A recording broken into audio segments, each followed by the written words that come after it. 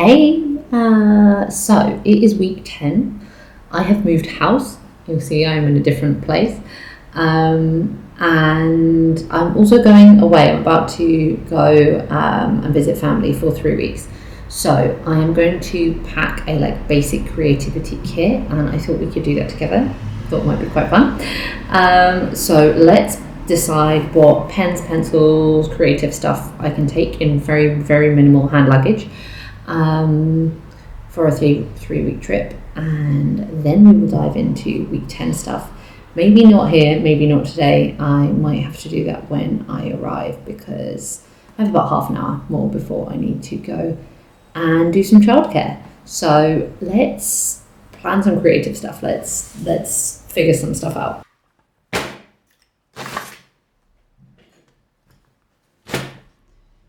Right, so first things first, we have to figure out all of this mess of stuff and figure out what I'm going to take with me. I think I'm going to go with this pencil case and anything I can take in this pencil case.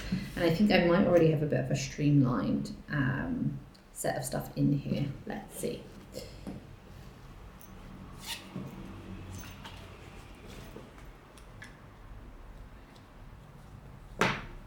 Okay, yes, so we have a 2B, which is just the best pencil. A watercolor brush, a water brush, and then randomly a mechanical pencil, and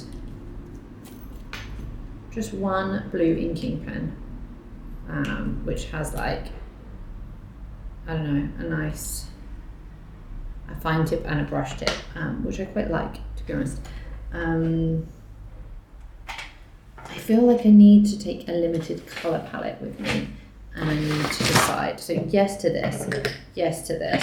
I need a rubber, always need a rubber. I can't find a rubber. I cannot find a rubber. Okay, I need to decide on a colour palette, and I'm thinking that maybe just embracing the whole blue-greens vibe might be good. This little selection,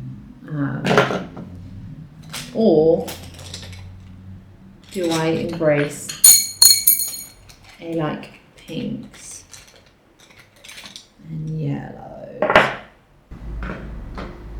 Okay, so I am thinking I'm going to go with a roughly blue-greeny palette, and then a couple of browns and a bit of purple thrown in. So I will show you now from the top what I'm taking, and we will see if it all fits.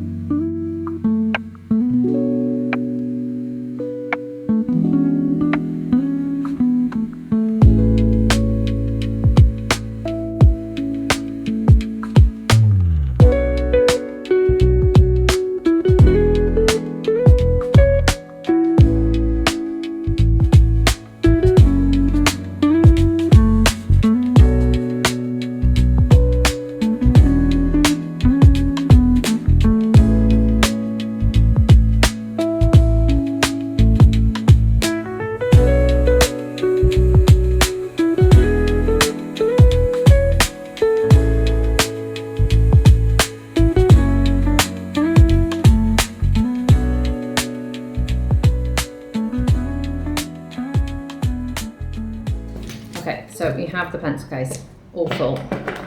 These ones don't fit, but I think I'm going to throw them in anyway because they're a lot of fun. And then the only other thing I need is a notebook and my camera. So I think that is us all set up to go.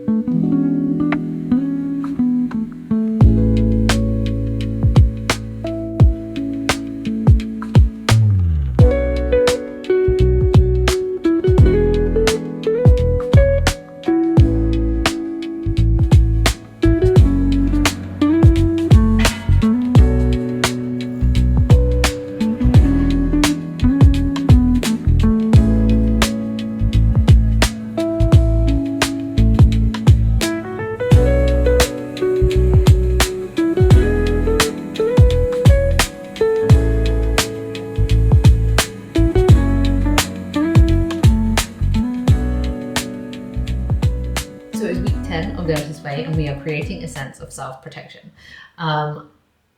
As I predicted, I did not manage to record any of this in my old flat, and I am now out traveling, so here I am on the road in a very yellow space, which is hopefully sunny. It feels a bit, it feels very yellow when you're in here, but hopefully not so yellow for you.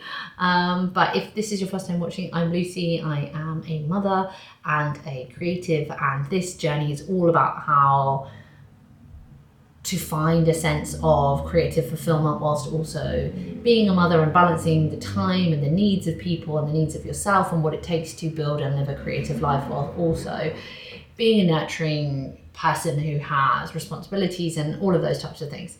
I also think it's really important that, for me also, creativity has been a bit of a journey back to self, a way of connecting in with myself, I guess, rather than saying back to myself, because I think I've always been here, but more that sense that actually creativity can be something that is nourishing as well, not just about the final product, but what the process gives you, what the nourishment of creative energy gives you as a human being.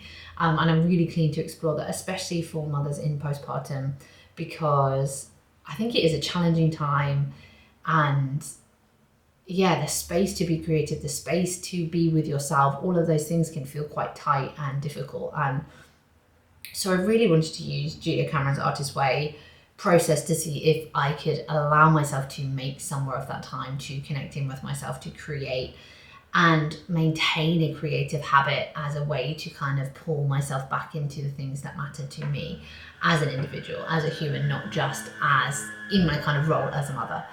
And week 10 is kind of all about, like, we're 2 weeks away from the end of this kind of cycle of 12 weeks that she sets out. And I guess at this point, the expectation is that there is momentum.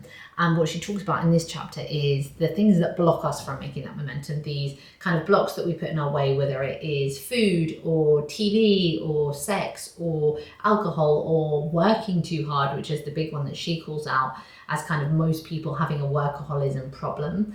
And I mean, I do think we all kind of have issues with productivity and being able to rest. And that, I think, is particularly challenging when you're a new mom, when you're like, oh, okay, no, everybody's telling me to just rest when the baby rests, which if you have a baby that only sleeps on you, please tell me how, and only sleeps when you're walking, please tell me how you're supposed to sleep.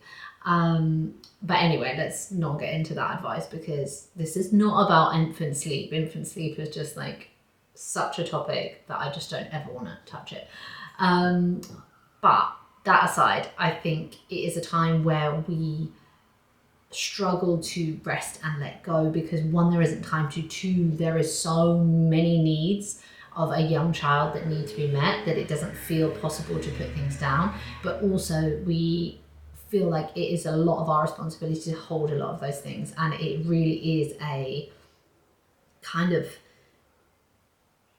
I guess, I don't know how to say this, like, it is kind of very apparent, like a look in the mirror moment to see, like, can I allow other people to do things for me? Can I ask for help? Can I just let somebody else do this? And that has been quite affronting for me at times. And it's interesting to see how call out workaholism is such a block in the creative process, because I have recognized that in order to do good creative work this time, that actually I do need space and I do need time, and I kind of need to find those moments of boredom. And it is very difficult to find those like real spaces when you have a small child running around who has a lot of needs and a lot of needs constantly. Like, you don't have that same level of let my mind just wander boredom. You have quite an alert, high adrenaline brain who is like, please do not let my child climb on that thing or fall off, or, oh wait, now they're trying to scale the walls. Great, let's see what's happening there. And I think that's been really interesting to recognize, that actually trying to find those times for myself is the way that I have in any way nurtured that creative spirit. And so productivity and feeling like the need to be productive and the need to be doing is something I definitely have found that is there to be worked on. And it'd be really interesting if that is something that other people have found, I would love to hear. Like, leave me a comment, let me know, like, how are you dealing with this whole, like, am I productive enough? Am I doing enough? Can I let go of some of these responsibilities or some of these things? Can I hand them off to somebody else? Can I create white space without feeling selfish? Like, all of those questions definitely come up. And what I think is the interesting task for this week is she gets you to write down categories of things. So, for example, food, TV, social media, work, sex, alcohol, all of drugs, whatever, all of those things, and you pull them out of a hat, and then you write down, this blocks me, like the way it's negatively impacted your life, this thing, and then you put it back in and you mix them around again and you pull out something else, and you might keep pulling out the same thing many times over. And I think the whole point is that it's interesting to explore, how do these different things kind of negatively impact your life and negatively impact your creative flow. And for me, I've sort of seen that there is this blocker in the comfort and the need to kind of like comfort myself with like the easy comfort things. At the end of a tiring day, it's easy to reach for chocolate, it's easy to reach to watch like Netflix or something where I just am not thinking.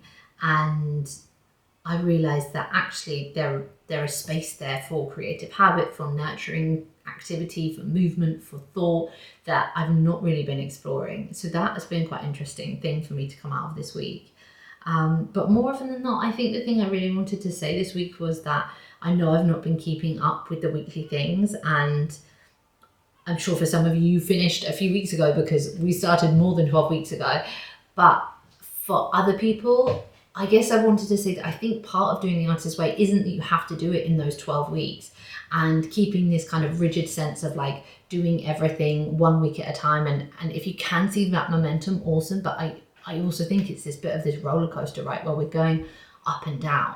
And for me, the joy of doing this type of exploration isn't that we do it in the set time, and it isn't that we tick every task off the list and go on an artist day every week and do our morning pages every morning, but that actually that we read through the process, that we relate to the ideas, that we think about them, that we give ourselves space to make this thing important. Let's say that I am doing this, and it's probably going to take me like 17 or 18 weeks to do this 12-week artist way, but I realized actually I feel more okay with that than I would have felt before.